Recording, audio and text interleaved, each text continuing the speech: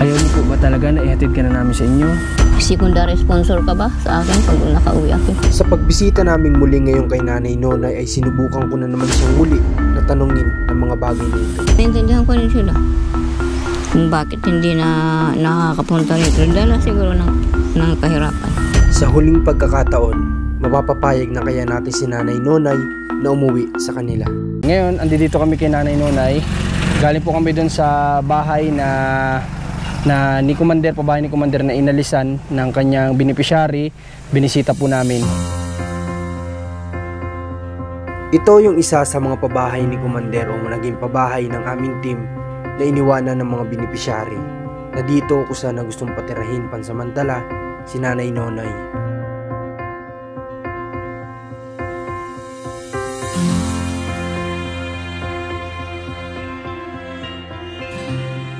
At ngayon, si Nanay Nonay naman ang tingnan po natin. Tara.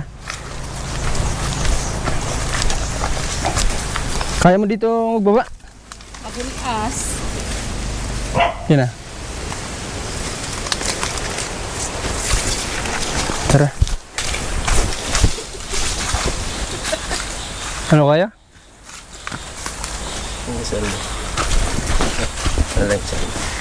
Sige. Tara. Medyo madamo na kasi dito. Eh, gawin na yan. Mamaya na magbibigay. Okay. Kampi na rin. Ay, meron pa yung isang pagsubok dito. Madamo. At sana nandito po si Nanay Nonay ngayon.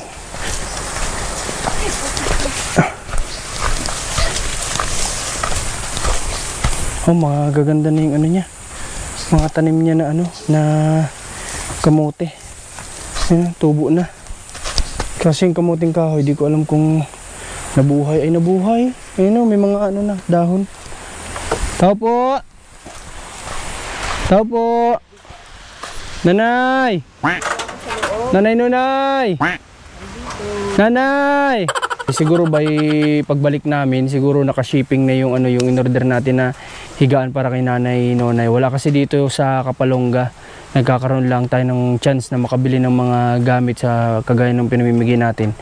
Through online lang. At siguro by next day pa yun darating para magkaroon na ng higaan si Nanay Nonay po dito.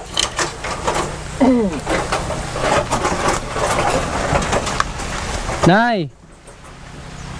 Wow, ganda ng damit ni Nanay Nonay ah. Mabuti po Nanay, nandito kayo ngayong araw. Kasi balita ko, sabi diyan sa taas, madalas na daw kayong umaalis ng umaga at bumabalik kayo hapon na. Kahapon yun? Ha? Kahapon. Halika po dito Nay. Bakit madalas ka na umaalis ngayon? Nagmamasyal? Nanay Nonay, may nakausap ko na relatives mo, hindi ko na lang sasabihin kung sino ano. Basta may nakausap ako na kamag-anakan mo. Ha? At sobrang, alam niyo po yun, yung araw-araw daw nila gada upload namin sa inyo, pinapanood nila kayo. At grabe daw yung lungkot nila, yung iyak nila sa bawat video nyo kasi nga pakiramdam daw nila ay napabayaan kayo ng inyong mga anak. Napabayaan kayo.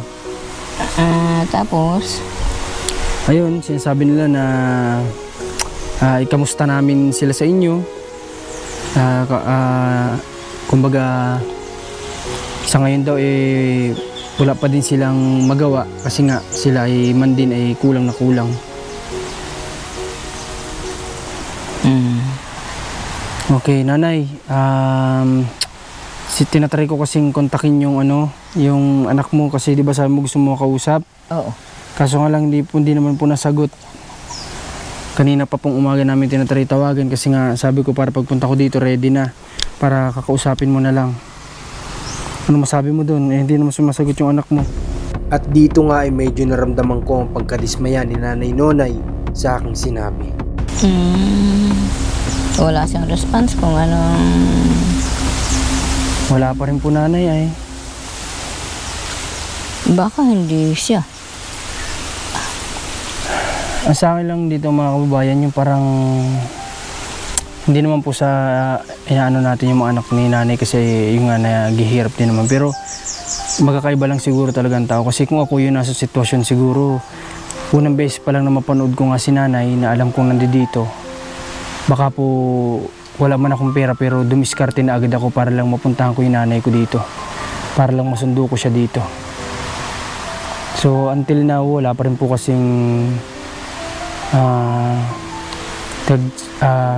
sasabi sa atin kung sino yung willing sa mga anak ni nanay na pumunta na dito para sunduin si nanay Nonay.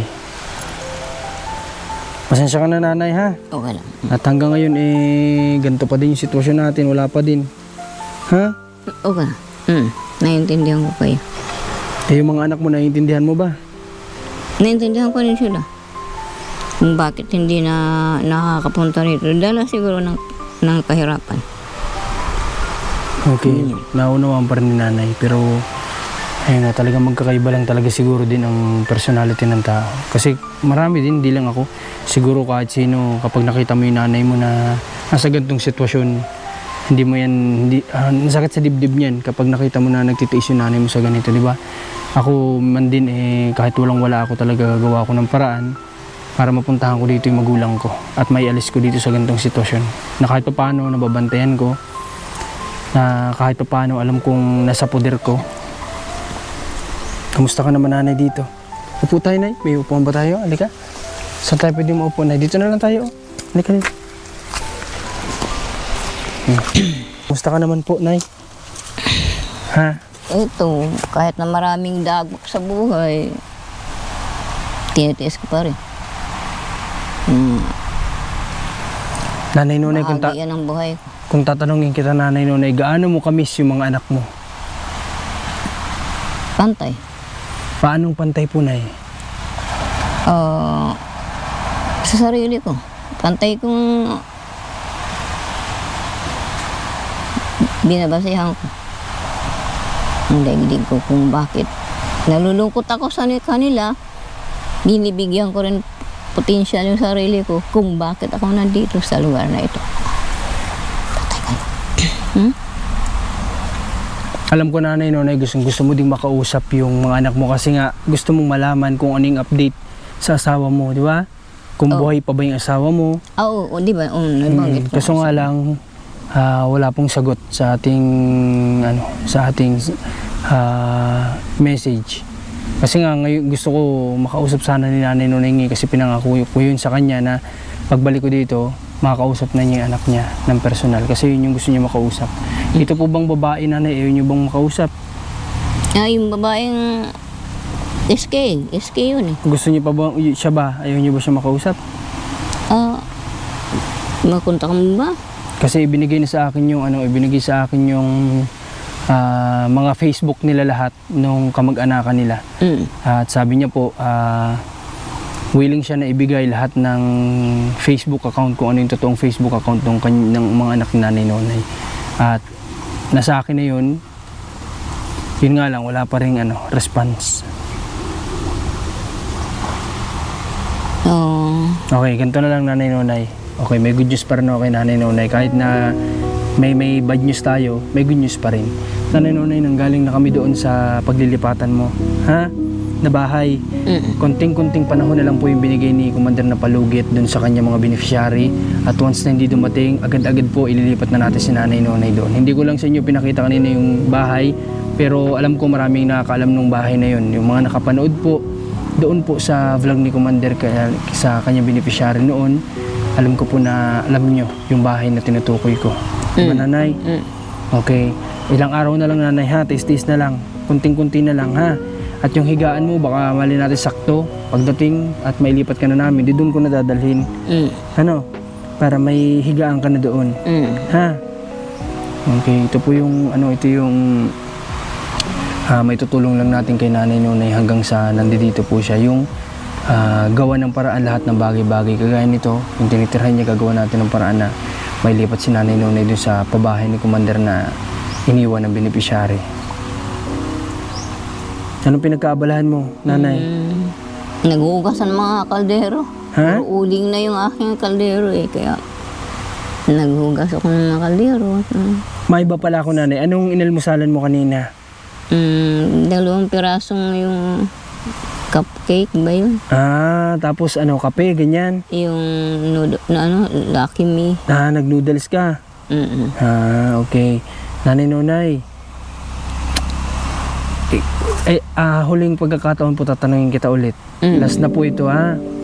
Kasi hindi man ako nagsasawa na magtanong sa iyo nitong bagay na ito.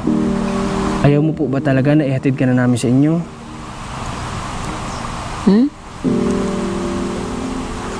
Bakit ayaw? Sabi mo po sa amin, ayaw, wag na muna kayo. Gusto nyo, dito lang kayo. Gusto nyo ba ihatid na namin kayo sa Taytay Rizal? Ora mismo. Gusto nyo po ba? Parang secondary sponsor ka ba sa akin pag nakauwi ako? Nanay, kami po ang mismong maghahatid sa inyo. Kasi muntik na kami noon nung inahatid kami. Muntik na yung babae ko. Paano muntik Matrap na na? noon ng babalik sana sila. Pero sinundan sila ng dalawang nakamotor. At sinundan kami pag uwi noon. Dito kami nang galing sa may Mukong. Nanay, hindi naman yung mangyayari kasi kami naman na maghahatid sa iyo. Hindi naman po tayo sasakay sa motorsiklo. Sa sasakyan naman tayo sasakay. Ano po ba desisyon nyo? Dito pa rin ba kayo mag-stay o gusto nyo ihatid na namin kayo? Dito pa rin. Hindi ko inaasahan na sa uling pagkakataon ay ganito pa rin ang kanyang magiging desisyon. Mahirap, no? Ako hindi naman kami napapagod na bigyan si nanay ng chances na makapag-isip-isip. At alam naman natin na malayo ang Bicol to Taytay Rizal. Yan po ay siguro abutin ng 11 hours na biyahe. Papunta pa lang po yun dun. Pero kami, wala namang sa amin problema yun. Kasi ito yung mission namin, yung tumulong at sa mga bagay na alam namin makakabuti sa tinutulungan ay gagawin namin. Handa kaming gawin lahat. Kasi nga lang po, si Nanay Nonay yung may ayaw. Hindi natin siya pwedeng sapilitan o pilitin dahil baka tayo naman po yung magkaproblema. O baka magalit lang sa atin si Nanay Nonay, yung iniiwasan natin dito na mangyari. Sige Nanay, total ito po yung decision mo na sa ngayon. Final decision mo na ba yan? Oo, dito lang ako. Dito lang. Final decision mo na? Okay, final decision na ito ni Nanay Nonay. Sige po, kung yan yung gusto nyo, dito na lang muna kayo, ha? Oo. Gagawin na lang natin, mailipat ka namin doon sa sinasabi kong tirahan, ha? Nanay Nonay, ha? Okay, basta ingatan mo yung sarili mo sa araw-araw na paglabas-labas mo dito. At maiba ako Nanay, ngayong araw, may kasama kami dito, Amerikana. Alam mo ba ang Amerikana? Oo. Oh, may kasama kami dito, Amerikana. Ito po ay, halika, tayo ka Nay. May kasama kami ngayong Amerikana. Ito po ay sponsor ni Nanay Nonay na bumisita dito sa bayan ng Kapalonga para lang kay Nanay Nonay para makita siya ng personal, para makausap ng personal. Yun nga lang, di ko alam kung magkakaintindihan po sila kasi alam niyo naman, Amerikana, English speaking po. So, ayun Nanay, nakikita mo po yung nakatayo doon. Itong ating mga nakikita ang tanawin, ito nga pala yung lugar kung saan nakatira si Nanay Nonay. Dito sa batong ito, una siyang tumira na nang dahil nga sa hindi siya ligtas, kaya lumipat siya dito sa kabilang banda. Na dito ay makikita natin na mas ligtas siya kahit papaano. Ma'am, halika po ma'am. Huwag kang matakot sa kanya ha. Marunong ka ba mag-English? Ha? Nasa Pilipino tayo, kaya... Pero Amerikana naman ito. Sponsor mo yan. Galing pa ng US. Opo, galing pa po ng US yan Nanay. Binisita lang kayo para makita kayo. Equity ba ang kanyang hinahawakan? Equity? Hindi ko po alam Nanay. Ang alam ko po ay lote. Ayun po Nanay. Kilala niyo po yan? Hindi naman. Hindi mo siya kilala? Hindi ko lang siya nakilala kaya kinagagalak ko pa yung makilala. Yun! Grabe. What's your name, Nay? My name is Nunay C. Mendoza, Calompian. Wow. How old are you now?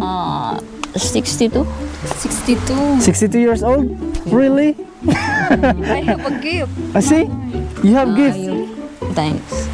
Yun. Ang galing ni Nanay Nonay sumagot ano. Hindi, Nay. Ano ako? Nanay. Dahil may mga ano kami sa Hindi iyo. si Commander yung sumuko kay Nanay Nonay. Ako sumuko. O Nanay Nonay, may pasalubong sa iyo si Commander.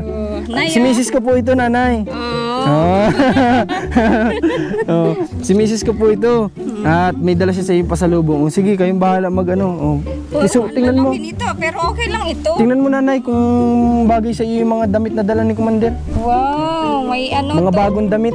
Oh, terno-terno po yan. Maganda po ito. Ay, itakin mo na lang, Nanay. Oh. May malambot. Malambot ang ano niya. Malambot ang tela, ano? Ganda. Nay, alam mo ta? Nanay, anong tawag mo dito? Ah, Ha, sa English, sa English.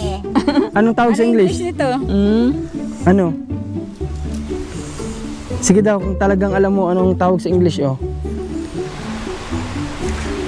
parang hindi ko alam. Hindi mo alam? Underwear. Hindi.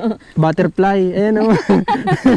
At Nay, Oh, yan, dami. Grabe, daming underwear, Nanay, ah. dami kang gagamitin. Oh, dami kang gagamitin. Ito pa po iba-ibang kulay itong damit mo. Grabe, ayun pa, Nanay, oh. May ano ka pa, bestida ba yan, o partner?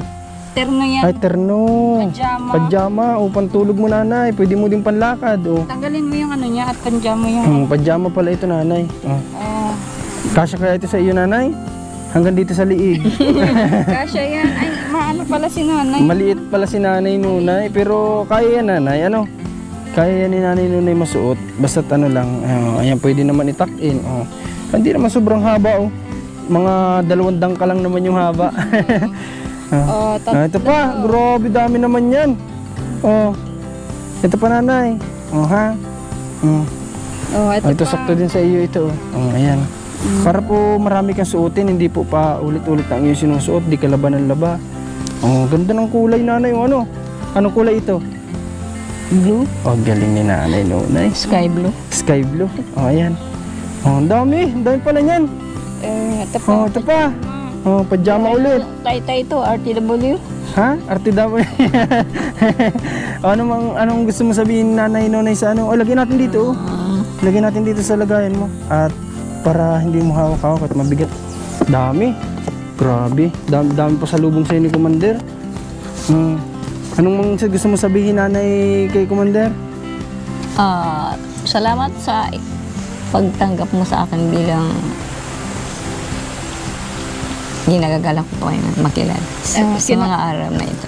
Opo, kinagagalak ko din kayong makilala, Nanay Nonay. Ito ay kay Ma'am Christine. Pinapamigay ni Ma'am Christine.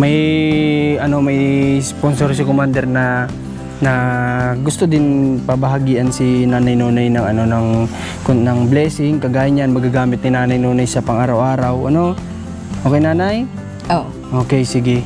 At ayaw mo, ano pa ba yung kulang sa'yo? May bigas ka pa ba dyan? Oh. Meron pa naman. Yung grocery mo na dala ko ng isang araw, meron pa ba? Meron pa rin. Meron pa rin. Okay, sige.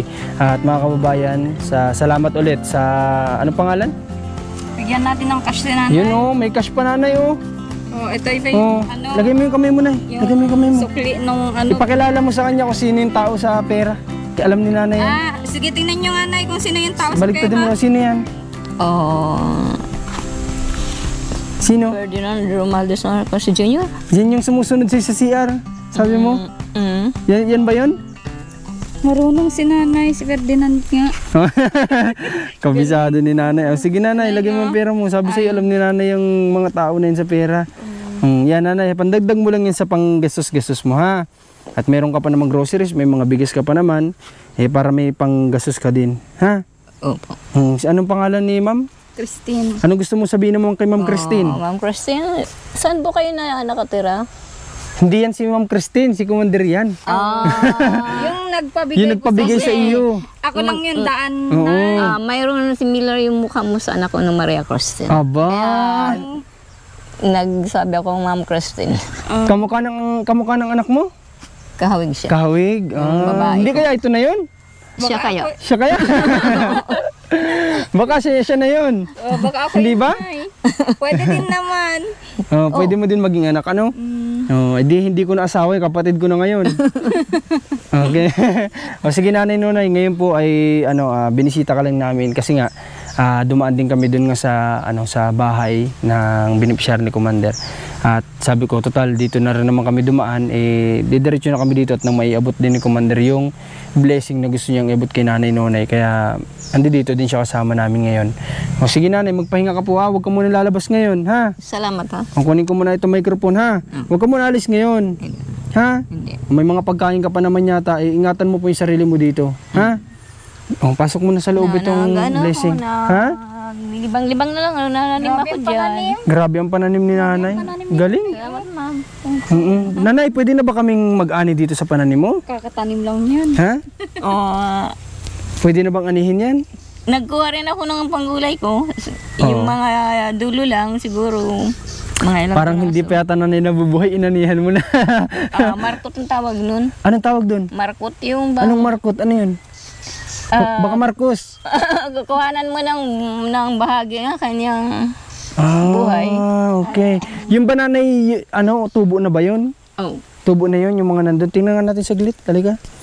Pakita mo nga sa amin, sa mga manonood, kung ano nang nangyari sa tanim ni Nanay. Hindi ko nga alam na nabubuhay po pala ang mga ganito kahit nabuhangin. Akala ko yung sa lupa lang, sa mga putik na ano. Ito tubo na Oh, di ba? Tubo na Nanay Paano yan Nanay, nakapahiga naman siya, paano yan tatayo? Di ba nakatayo naman ng Ang nagbibigay ng bunga dyan ay yung nandyan sa puno. Tapos Ito ay pinaka okay. Bilang. Nagets ko na, ito na yung aangat. Ito ng katawan na ito. Ito pala, parang mismong siya lang yung nagbibigay ng katawan, magiging bagong katawan. Oo. Ang galing naman yan. Alam na alam ni Nanay Nonay. Kaya hindi mo masabi si Nanay Nonay na ganoon siya kala, kumbaga yung kanyang sitwasyon. Kasi alam niya itong mga bagay na to. Napakatalas ng memorya niya. Alam niyang yung mga tanim kung paano tumutubo, di ba? Yung tao sa pera, alam niya kung sino-sino.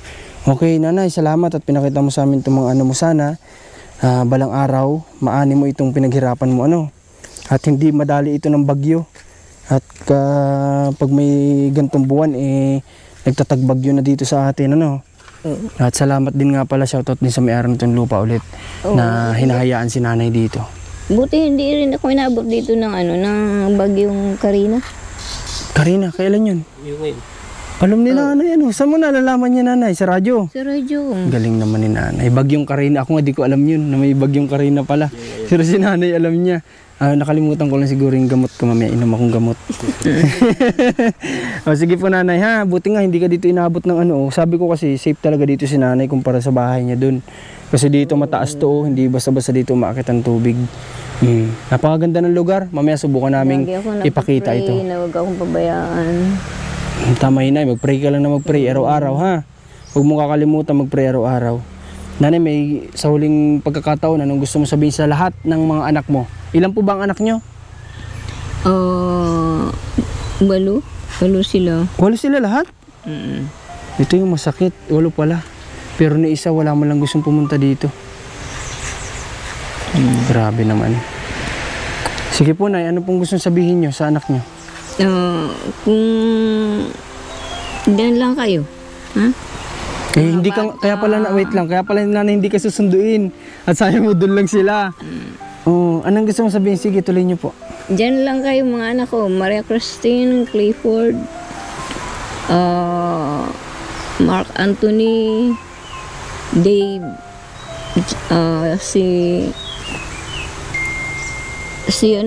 yung Christopher ko. Diyan lang kayo sa bato-bato. Huwag niyo akong alalahanin dito. Nasa mabuti akong kalagayan, ha? Siguro makaka-uwi rin ako dyan kung gusto ko lang. Pwede rin naman akong maglakad kasi nakarating ako rito naglalakad. Pero hindi pa panahon para umuwi ako. Diyan lang kayo sa lugar ng Bato-Bato, Sitio Bato-Bato, Barangay Dolores, Taytay 2, Taytay Rizal.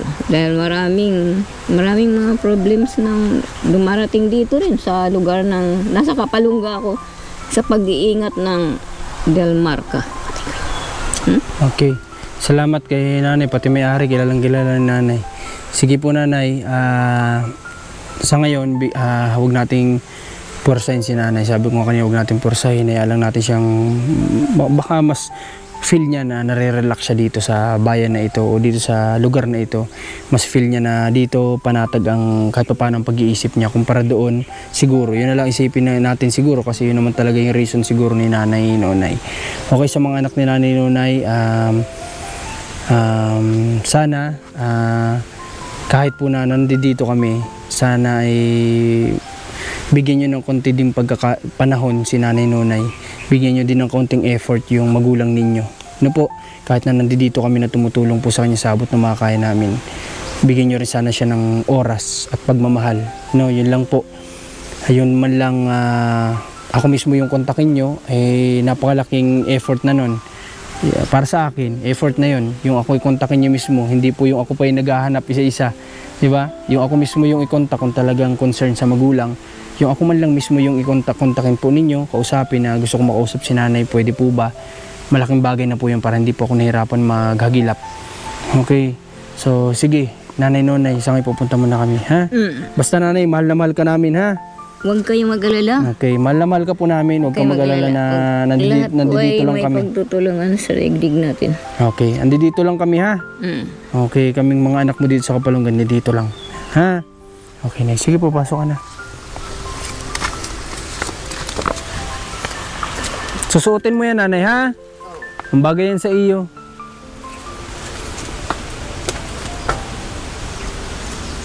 Yan, kawawa talaga si Nanay Nonay. Yung kahit na alam niyang hindi niya maramdaman yung pagmamahal ng mga anak niya, ganun pa rin yung mga lumalabas sa bibig niya. Yung huwag kayo mag-alala sa akin, dyan lang kayo. Darating din yung araw, uwi ako dyan. Yung mga ganung bagay po. Kaya nakakabilib din si Nanay Nonay. Ganyan talaga siguro ang ina sa mga anak. Okay. Anong masabi ni Commander? Tanong natin kay Nanay Nonay. Anong masabi mo sa sitwasyon ni nanay? Kasi ngayon lang dito si Commander kapunta. Oo. Lagi namin siya dito kasama, kaso nga lang nagkakataon lagi na maputik dito. At ang hirap bumaba, kaya hindi na namin siya sinasama dito. Pero ngayon lang medyo okay yung kalsada, kaya siya nakababa. Tanongin natin anong masabi niya kay nanay. Sinilip ko yung yung tahanan niya. Kakaawa. Kakaawa pala talaga si Nanay Nonay at hindi basta-basta yung lalong tataas yung dagat. Hindi po siya safe dito sa kanyang lugar. Ayan. At napaka brave si nanay kasi mag-isa siya dito, kayang-kaya niya. Hindi kagaya ng mga ibang parang mas okay siya kaysa dati kay Nanay Shirley. Oo naman. Oo. Tsaka may yung isa sa beneficiary ni Commander na nakapunta din dito. Pangalanan natin si Buboy. Nakapunta siya dito. Siya din yung nagsabi, para sa sinabi ni Commander, na nabibilib daw siya kasi ang tapang ni Nanay Nonay na mag-isa dito. So yun, totoo yun. Nakakabilib na mag-isa lang siya, ikinakaya niya dito. Kunin natin siya pag malaki ang dagat. Kapag pwede natin basta kapag kung sakali man na makapag-decide si Nanay Nonay na bumalik na dun sa kanila, pwede naman po natin tulungan. Okay? Punta na din po kami. Akit na kami dito sa taas. At muli po, maraming salamat. Supportahan nyo Marcos TV channel, Commander ni Marcos, Alma Vlog sa kanyang Facebook page, Rans TV, cameraman po natin. Maraming salamat sa sumusuporta sa Team Marcos. God bless po sa lahat. Ingat po kayo.